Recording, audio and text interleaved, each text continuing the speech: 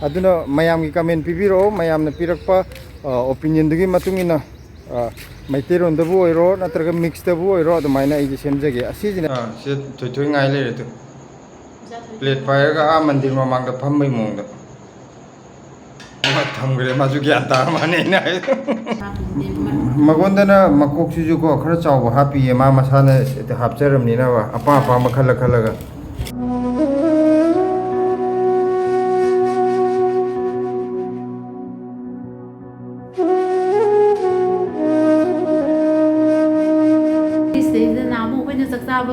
Aku cakap bangang tu, moi madu ngarang ayuk ta phone tau ram bani, sauri kita pamik je na, ina hoi di ni ndawai ram dalak ya, agak masih lak je, itu tu kari dah, ina tu tin biru biar itu ngarang isayam nungai ti buka, lagi je masuk lak ni hai ba, adu moi ni ma am dalak je, ina ngasi hang ni, madi masa tu hana, kerana nungai tu dan lagi bani ba, na tu henjal len tau lagi ramai, ada ina sauri tu tani agak di Lesi tin balak pada noi nang ngon lagi su kitang tholo o aina balak pada aina su kitang chanchal age adu duga asogi do pora age aina sang bujung phrak tare maina haiba ada ma do phone tawra e phone do ga je sogi ni cha ba yai khole du na haide age ai ji sogi jo ge na tawri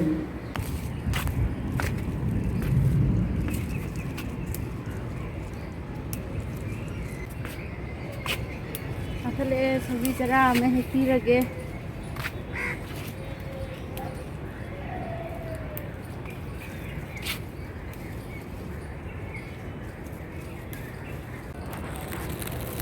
अजे अतियाजे नोंग लोय मंगजले पुना कंदना amen मंगजले तो सी गई से है तो इसे yang kana thar gala iba gari se garbage lo bala ini ai jo amta piru gi ge garbage ki makon sina maron ama mayam yong dore ai je mogi doran ka kham di sina ai ka em hai je gi dana ai na lai se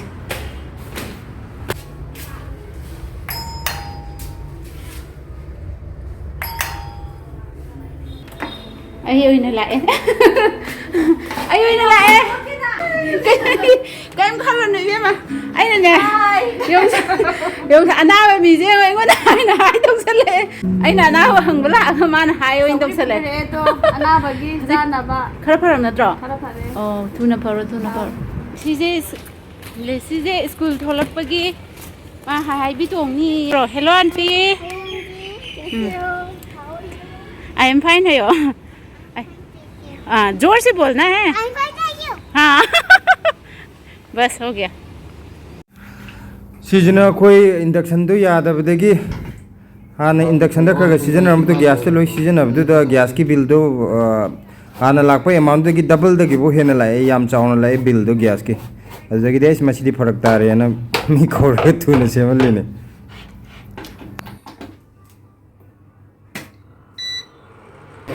बाबूजी phone कर देंगे इसको change करवा लेना खराब होने वाला है ऐसे करे आवाज भी निकलता है तो कंप्लेंट कर देंगे तो आ जाएगा आज ही आ जाएगा काखले ई हंचिक लांगे ना हंचिक पुदी लांगे नुसि पुदी सिटले अदु जो फेन तौरगा तौजिना कांग जे खरा फगदराना यार जी समाइना मखा थादर दोइने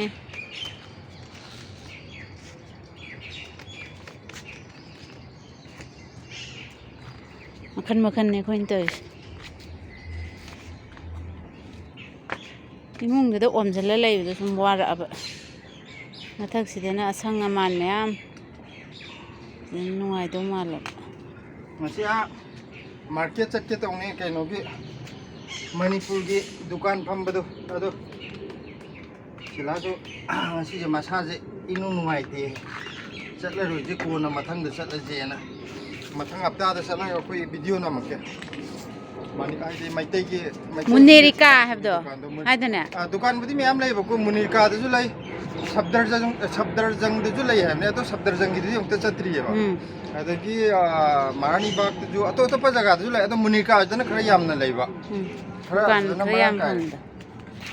ai mai ha bu ꯑꯩꯈꯣꯏ ꯐꯦꯟ ꯃꯆꯥꯁꯦ ꯌꯦꯡꯉꯣ ꯁꯤꯅ ꯇꯨꯜ ꯃꯊꯛꯇ ꯊꯥꯡꯒꯠꯄꯤꯔꯛꯑꯣꯕ ꯁꯨꯃꯥꯏꯅ ꯌꯦꯡꯕꯗ ꯌꯥꯝ ꯇꯞꯅ ꯎꯪꯕ ꯃꯥꯟꯕ ꯋꯥꯅꯤ ꯀꯥꯡꯁꯦ ꯁꯤꯗ ꯎꯪꯕꯗꯤ ꯌꯥꯝ ꯇꯞꯅ ꯎꯪꯕ ꯃꯥꯟꯕ ꯋꯥꯅꯤ ꯑꯗꯣ ꯑꯩ ꯀꯩꯅꯣꯝꯇ ꯍꯥꯏꯒꯦ ꯃꯌꯥꯝꯗ ꯀꯩꯅꯣꯅꯦ ꯁꯨꯝ ꯑꯩꯅ ꯍꯥꯟꯅ ꯁꯤꯝꯂꯥꯗꯁꯨ ꯂꯩꯔꯝꯃꯦ ꯑꯗꯩ ꯗꯤꯜꯂꯤꯗꯁꯨ ꯂꯥꯛꯄꯗ ꯗꯤꯜꯂꯤꯗ ꯂꯩꯕ ꯁꯨꯝ ꯑꯩꯈꯣꯏꯒꯤ ꯈꯪꯅ ꯆꯥꯟꯅꯕ ꯃꯔꯨꯞ ꯃꯄꯥꯡꯅꯤ ꯈꯪꯗꯦ ꯑꯗꯒꯤ ꯁꯤꯝꯂꯥꯗ ꯂꯩꯃꯤꯟꯅꯔꯝꯕ ꯑꯩꯈꯣꯏ ꯃꯔꯨꯞ ꯃꯄꯥꯡ ꯃꯤꯁꯦ ꯑꯃꯅꯤ ꯈꯛꯇ ꯅꯠꯇꯦꯀꯣ ꯍꯥꯏꯗꯤ ꯑꯥꯗ ꯀꯨꯏꯅ ꯄꯨꯜꯂꯝꯕꯅꯤꯅ ꯃꯤꯗꯨ ꯌꯥꯝꯃꯦ ꯑꯗ ꯃꯣꯏꯅ ꯅꯪꯒꯤ ꯚꯤꯗꯤꯑꯣꯁꯦ ꯀꯩꯅꯣ ꯇꯧꯗꯦ ꯍꯥꯏꯗꯤ ꯑꯩꯈꯣꯏꯒꯤ ꯂꯣꯟꯗ ꯃꯅꯤꯄꯨꯔꯤꯗ ꯁꯦꯝꯃꯕꯅꯤꯅ ꯀꯔꯤ ꯍꯥꯏꯅꯣ ꯑꯥꯊ꯭ꯔ ꯑꯝꯇ ꯈꯪꯗꯦ ꯑꯗꯨꯗꯨꯅ ꯁꯨꯃꯥꯏꯅ ꯇꯧꯔꯣ ꯅꯣꯏ ꯃꯅꯤꯄꯨꯔꯤ ꯍꯤꯟꯗꯤꯗ ꯉꯥꯡꯕꯗꯤ ꯌꯥꯗ꯭ꯔꯥꯅ ꯍꯥꯏꯕ ꯑꯩꯅ ꯑꯩꯈꯣꯏꯒꯤ ꯌꯦꯡꯉꯤꯕ ꯑꯩꯒꯤ ꯚꯤꯌꯔꯁꯤꯡꯁꯦ ꯑꯌꯥꯝꯕꯅ ꯑꯩꯈꯣꯏ ꯃꯅꯤꯄꯨꯔꯗꯒꯤꯅꯦ ꯑꯗꯨꯅ ꯑꯩꯅ ꯃꯅꯤꯄꯨꯔꯗ ꯉꯥꯡꯕꯅꯦ ꯍꯥꯏꯕꯗꯨꯗ ꯃꯣꯏꯅ ꯑꯗꯨ ꯑꯣꯏꯔꯗꯤ ꯑꯩꯈꯣꯏꯁꯨ ꯈꯤꯇꯪ ꯒ꯭ꯌꯥꯟ ꯇꯥꯅꯕ ꯍꯤꯟꯗꯤꯁꯨ ꯃꯔꯛ मरक्ता खरा हाइरओ हिंदी दजु हाइदि करी करी पोट पथाबो ओरजु एसिजना मणिपुरी सिनी अदुनी अदानी ना हिंदी दजु खगा हाइरओ अदुगा मणिपुर दजु दुम ngango अदु इतारगदि अखोइजु खरा येंबदे खितंग ग्यान तारनी ना अदुमाइना हाइरपो यावेबको अदा आइना हाइनिंगिजि मयामदु सुम आइना आइगी व्यूअर्सिंग हाइतारेको आइगी कैनोदि व्यूअरगी कैनोजे मोचे ओपिनियन जे लौबो याम दरकार ओयबा आइबि येंबिगदोरि भिडियो येंबिगदोरिबको अदुना आइना हाइनिंगिजिना आइना मणिपुरी द सेमबजिदा मणिपुरी जो सुम nganba अदुगा मरमक्ता हिंदी यामना हाइतरगजु खरा काब काब लोन फाउननबा मखरगा सुम थेटपजे यामना यामनि येंबदा बोरिंग चागदरा हाइदि येंबदा यामना ताबदा इहे हैनदबम यावदो मैतेरोन मुंगा हिंदी मते मु याव सुम तबदो अदु नुंगाइ दो मानदब्रा अदु मयामगी ओपिनियन कमेंट द पिबिरो हाइदि अदु फनी नत्र फरो हैबदो मयामने काइदे अदुम खरगा ngango मोइजु ग्यान दानबा ना हाइरगना आई खरगा मरक्तजु हापके हाइदि मोइगी जु खलगा अदु कइगुम मयामने मदु कनो तबदे येंबदे याम नुंगाइते अमा मु यान अमा पुरा मिक्सअप तवे मथों मरम खंगदे हाइरगदि आई खोगी मैतेरोनजिदा दुम मणिपुरीजिदा दुम कंटिन्यू तौदुने बाई वीडियो जे अदुना मयामगी कमेंट पिबिरो मयामना पिरकपा ओपिनियन दगी मतुंगिना मैतेरोनदबु ओइरो नत्रगा मिक्सदबु ओइरो अदुमाइना आइजे सेमजगे असिजिना आइना हंगिनिजे मयामदगी हौबिकान जंगा मरुम पुबनिना तोइना थोंगदो हावबो खरा वाटलेबा नहान अमुक लैरुदो यौदे हावबा अदुना ngasiदी तावरगा ओइना चारगे से माइ मरुमजु यावरमे खरा सि मरुमजु नना पवा माइया ओ होइने सिदि फारो है अब मरुम पुदबा ngayaवदे मरुम पुबा मतमनेना खोगी से सिंजू अमगा यावगे सिंजू ने याम चंबा सिंजू नि तुनिंखो मयांगतोन दगी मिमी खितंगा हापे याम दे नते रोगा हवाई मंगन जी अफुट पुरनंगी जा हवाई मंगन चाक तंगानजले हवाई मंगन जी को खुलगा तिलो के मरुई मपांग खर सुइजलगा सुम सुबा अदुगा अखोई nga थोंगदना सिदे लै से थोय ngai ले रे तु प्लेट पायरगा आ मंदिर ममांगदा फम्मै मोंगदा थमगरे माजु ग्यान ता माने ना सिदना आइगी जाकान हाफ्रे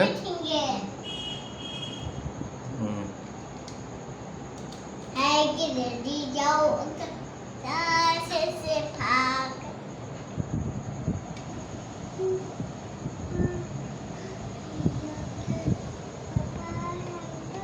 सी येरुमगा मानद्रे मसक से nga marum ne si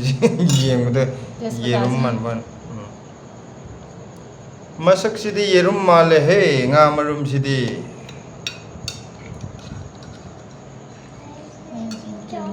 mako yaw natro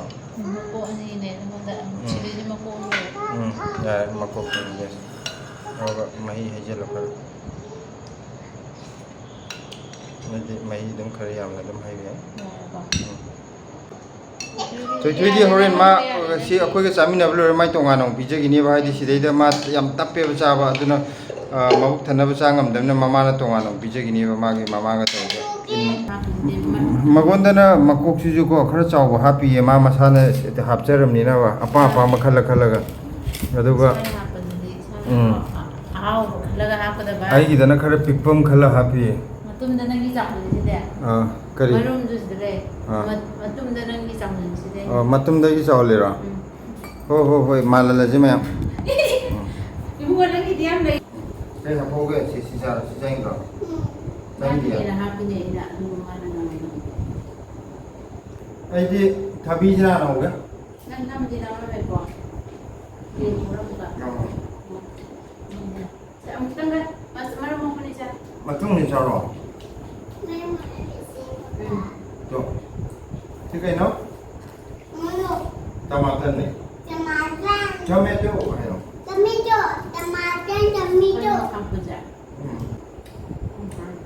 वही लो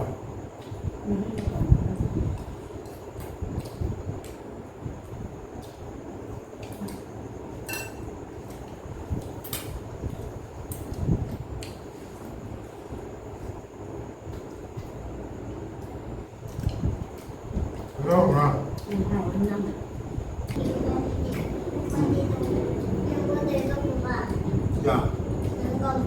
지금 너무 작게 잘해라. 나오구나. 몇 시간 그래? 작게 지금 너무 작게.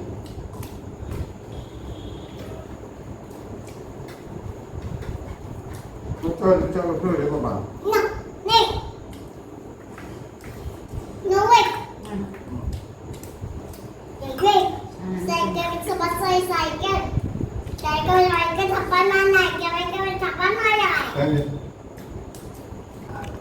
ꯃꯤ ꯉꯟꯅ ꯂꯥ ꯄꯥꯏꯅꯕ ꯌꯥꯎꯅꯔꯦ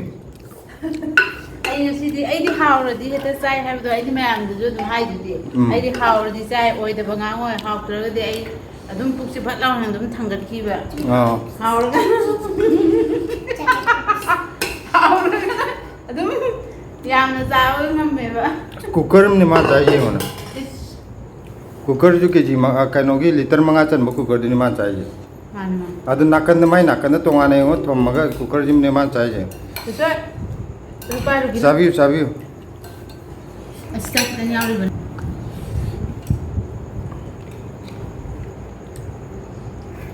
तो अꯩꯅ ꯈ꯭ꯋꯥꯏꯗꯒꯤ ꯄꯥꯝꯖꯕ ꯉꯥ ꯃꯔꯨꯝ ꯁꯣꯏꯕꯨꯝꯒ ꯊꯣꯡꯕ ꯃꯥꯏꯁꯤꯡꯕꯒ ꯊꯣꯡꯕ ꯑꯩꯅ ꯈ꯭ꯋꯥꯏꯗꯒꯤ ꯄꯥꯝꯖꯔꯤꯁꯦ ꯑꯗꯨꯗꯨꯒꯤ ꯃꯍꯨꯠꯇ ꯀꯩꯅꯣ ꯇꯧꯕꯗꯤ ꯁꯧꯒ꯭ꯔꯤ ꯑꯃ ꯊꯣꯡꯉꯒ ꯃꯣꯔꯣꯛ ꯑꯃ ꯃꯦꯠꯂꯒ ꯁꯨꯄꯔ ꯐꯥꯏꯟ ꯊꯣꯡꯕꯗꯤ ꯁꯨꯄꯔ ꯐꯥꯏꯟ ꯑꯣꯏ ꯆꯥꯕꯗꯤ ꯀꯃꯥꯏꯅ ꯇꯧꯕ ꯑꯗꯨꯗꯤ ꯇꯜꯂꯦ ꯑꯩ ꯆꯥꯕ ꯑꯗꯨꯃꯥꯏꯅ ꯆꯥꯕꯗꯤ ꯇꯜꯂꯦꯕꯀꯣ ꯆꯥꯕꯗꯤ ꯁꯨꯄꯔ ꯐꯥꯏꯟ ꯑꯣꯏꯁꯨ ꯀꯩꯁꯨ ꯀꯥꯏꯗꯦꯕ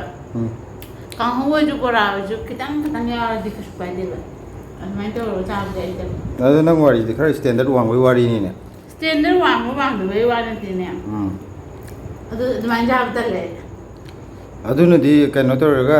ꯌꯦꯡꯉꯣ ꯃꯥꯅ ꯃꯌꯥꯝ ꯃꯃꯥꯡꯗꯗꯤ ꯃꯌꯥ ꯏꯀꯪ ꯀꯪꯕ ꯁꯥꯔ ꯂꯩꯇ꯭ꯔ ꯃꯃꯥꯏꯒꯥꯁꯦ ꯑꯩꯈꯣꯏꯒꯤ ꯀꯩꯅꯣ ꯇꯧꯔꯒ ꯕꯤ ꯁꯦꯞ ꯇꯥꯔ ꯂꯩꯁꯦ ꯆꯥꯛꯇꯤ ꯌꯦꯡꯉꯣ ꯃꯥ ꯆꯥꯔꯤꯁꯦ ꯀꯨꯀꯔ ꯑꯃꯅꯦ ꯊꯝꯃꯤꯁꯦ ꯑꯁꯣꯝ ꯅꯥꯀꯟꯗ ꯂꯣꯜꯂ ꯊꯝꯈꯤꯕꯅꯦ ꯀꯗꯥꯏꯅꯣ ꯑꯉꯥꯡꯅ ꯄꯨꯊꯣꯛꯈ꯭ꯔꯦ ꯂꯤꯇꯔ 5 ꯆꯟꯕ ꯀꯨꯀꯔ ꯑꯃ ꯃꯅꯥꯛꯇ ꯌꯦꯞꯄ ꯊꯝꯃꯒ ꯆꯥꯔꯤꯅꯦ ꯆꯥꯛ ꯍꯧꯖꯤꯛ ꯂꯥ ꯄꯥꯏꯕꯗ ꯌꯦꯡꯉꯣ ꯍꯧꯖꯤꯛ ꯑꯃꯨꯛ ꯃꯌꯥꯝ ꯍꯥꯞꯈ꯭ꯔꯦꯗꯅ ꯑꯗꯨꯒ ꯃꯌꯥꯡꯗꯤ ꯑꯗꯨꯝ ꯀꯪꯍꯜꯂ ꯂꯩꯗꯣꯏꯅꯦꯕ ꯃꯥ ꯃꯣꯜꯗꯤꯡ ꯇꯧꯕ ꯃꯌꯥꯝꯗꯣ ꯃꯃꯥꯏ ꯁꯦꯞꯇꯣ ꯀꯃꯥꯏꯅ ꯇꯧꯋꯦ ꯀꯔꯤ ꯇꯧꯕ ꯃꯣꯗꯦꯂꯔ ꯍꯥꯏꯕ꯭ꯔꯣ ꯃꯣꯗꯦꯂꯤꯡ ꯇꯧꯕ ꯍꯥꯏꯕ꯭ꯔꯣ ꯍꯥꯏꯔꯣ ꯃꯣꯏ ꯃꯃꯥꯏ ꯁꯦꯞꯇꯣ ꯀꯃꯥꯏꯅ ꯇꯧꯒꯦ ꯑꯗꯨꯅꯦ ꯑꯩꯅ ꯁꯥꯏꯁꯦ ꯑꯩꯈꯣꯏ ꯑꯦꯛꯁꯔꯁꯥꯏꯁ ꯇꯧꯔꯒꯅꯦ ꯏꯌꯥꯡꯁꯦ ꯀꯪꯍꯜꯂꯤꯅꯦ ꯍꯣꯏ ꯑꯦꯔꯣꯕꯤꯛ ꯆꯠꯇ꯭ꯔꯁꯨ ꯌꯨꯝꯗ ꯑꯗꯨꯝ ꯇꯧꯋꯦ ꯄꯩꯁꯥ ꯇꯤꯡꯗꯕꯤꯗ ꯑꯠꯆꯥ ꯑꯗꯨꯗꯤ ꯃꯌꯥꯝ ꯑꯩꯈꯣꯏꯒꯤ ꯆꯥꯛꯇꯤ ꯗꯃꯥ ꯗꯃꯥ ꯆꯥꯔꯒ ꯃꯌꯥꯡ ꯀꯪꯍꯜꯂꯒ ꯃꯌꯥꯝ ꯃꯃꯥꯡꯗ ꯑꯩꯈꯣꯏꯒꯤ ꯀꯩꯝ ꯆꯥꯗ ꯊꯛꯇꯕ ꯁꯥꯒꯦ ꯍꯥꯏꯔꯗꯤ ꯁꯤꯂꯥꯏꯗꯤ ꯇꯝꯕ ꯌꯥꯅꯤ ꯃꯥꯁꯦ ꯃꯇꯥꯡ ꯆꯥꯔꯤꯉꯩꯗ ꯍꯥꯏꯕ ꯌꯥꯕꯁꯦ ꯍꯦꯛꯇ ꯍꯥꯏꯕꯤꯅꯤ ꯃꯥꯁꯦ ꯐꯔꯦ ꯑꯗꯨꯗꯤ ꯃꯥ ꯁꯨꯃꯥꯏꯅ ꯋꯥ ꯉꯥꯡꯉꯩꯗ ꯃꯥ ꯂꯣꯏ ꯆꯥꯈꯤ ꯇꯥꯔꯦ ꯑꯩ ꯑꯝꯇ ꯊꯝꯈꯤꯒꯦ ꯀꯩꯅꯣꯁꯨ ꯁꯤꯡꯖꯨꯁꯨ ꯂꯣꯏꯈ꯭ꯔꯦ ꯃꯥ ꯂꯧꯕꯗ ꯑꯩ ꯑꯝꯇ ꯆꯥꯈꯤꯒꯦ